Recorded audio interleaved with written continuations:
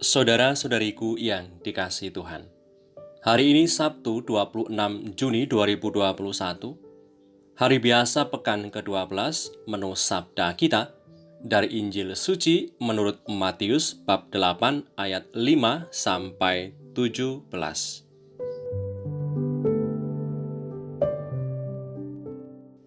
Ketika Yesus masuk ke Kapernaum, datanglah seorang perwira mendapatkan dia dan memohon kepadanya, "Tuan, hambaku terbaring di rumah karena sakit lumpuh dan ia sangat menderita." Yesus berkata kepadanya, "Aku akan datang menyembuhkannya." Tetapi jawab perwira itu kepadanya, "Tuan, aku tidak layak menerima Tuan di dalam rumahku. Katakan saja sepatah kata, maka hambaku itu akan sembuh. Sebab aku sendiri seorang bawahan dan di bawahku ada pula prajurit. Jika aku berkata kepada salah seorang prajurit itu pergi, maka ia pergi. Dan kepada seorang lagi datang, maka ia datang. Ataupun kepada hambaku, kerjakanlah ini, maka ia mengerjakannya."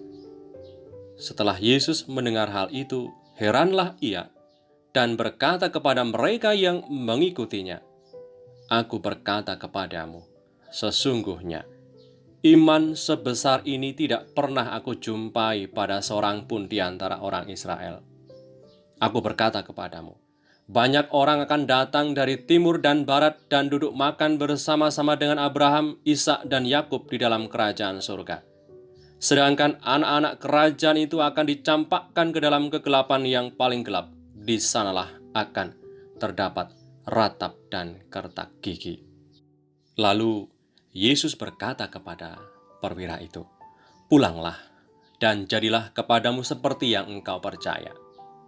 Maka pada saat itu juga sembuhlah hambanya. Setibanya di rumah Petrus, Yesus pun melihat ibu mertua Petrus terbaring karena sakit demam. Maka dipegangnya tangan perempuan itu, lalu lenyaplah demamnya. Ia pun bangunlah dan melayani dia. Menjelang malam, dibawalah kepada Yesus banyak orang yang kerasukan setan, dan dengan sepatah kata Yesus mengusir roh-roh itu dan menyembuhkan orang-orang yang menderita sakit. Hal itu terjadi supaya genaplah firman yang disampaikan oleh Nabi Yesaya. Dialah yang memikul kelemahan kita dan menanggung penyakit kita. Demikianlah sabda Tuhan. Terpujilah Kristus. Saudari-saudaraku yang terberkati, jabatan dan kedudukan tidak membutakan sang perwira akan penderitaan hambanya. Ia justru peduli kepada hambanya yang sedang sakit dan mencari jalan kesembuhan bagi hambanya. Sebagai seorang perwira yang berkebangsaan Romawi yang sedang bertugas di tempat itu, tentunya sudah banyak mendengar tentang segala karya ajaib yang dilakukan oleh Tuhan Yesus. Maka ia pun berani datang kepada Yesus dengan sebuah keyakinan bahwa Yesus Tuhan pasti juga bisa menyembuhkan hambanya yang sedang sakit. Perwira itu dengan sikap kerendahan hati dan kepercayaan penuh datang kepada Yesus, mohon kesembuhan untuk hambanya. Dan ungkapan kepercayaan perwira itu dinyatakan sesuai dengan pengalamannya sebagai seorang perwira, sesuai dengan pekerjaannya sebagai perwira. Ia sebagai perwira punya kuasa atas prajurit-prajuritnya. Apa yang dikehendaki pastilah dilakukan oleh anak buahnya. Sebagaimana prajurit itu taat pada perintah sang perwira, maka sabda perintah dari Tuhan Yesus pun pasti akan memberikan kesembuhan untuk hambanya yang sedang sakit. Saudari-saudaraku yang terberkati, saya memang kagum dengan mukjizat penyembuhan yang terjadi, di mana Tuhan Yesus tidak perlu datang ke rumah perwira itu. Ia cukup mengatakan, "Pulanglah dan jadilah kepadamu seperti yang kau percaya." Maka pada saat itu juga sembuhlah hambanya yang sakit itu. Akan tetapi yang lebih membuat saya kagum adalah sikap iman yang telah ditunjukkan oleh perwira tadi. Ia bisa menemukan jalan imannya lewat pekerjaannya. Pernyataan iman perwira inilah yang selalu kita ulangi saat imam mengangkat tubuh dan darah Tuhan Yesus saat merayakan Ekaristi.